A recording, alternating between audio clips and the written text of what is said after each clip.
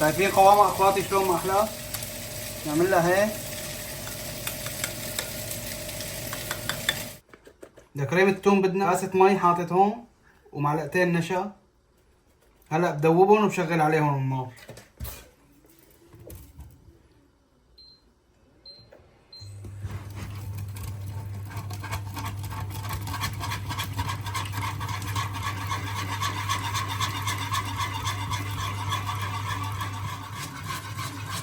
ليتماسكوا هيك اخواتي بنشفهم شوي مشان تروح طعمة النشا ونخليهم ليبردوا.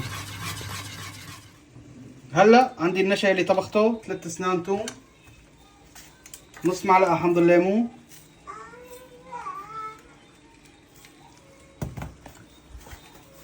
ملح، معلقة صغيرة ممسوحة،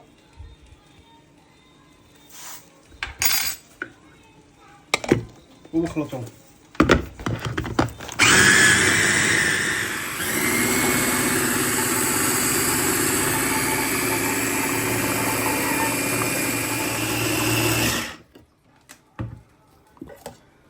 هلا شايفين قوامها؟ هلا بنضيف عليها شوي زيت نباتي. انا بعمل العملية كلها مشان ما احط زيت كتير. شايفين؟ هلا بنرجع بنخفقها.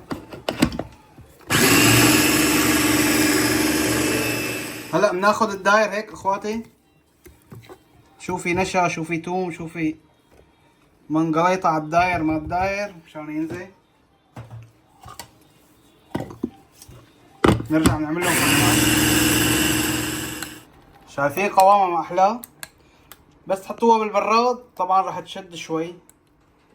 بدكم قوام اسمك ممكن تضيفوا زيت، بس انا ما بحب كتر زيت. شايفين قوامها اخواتي شلون ما احلاه؟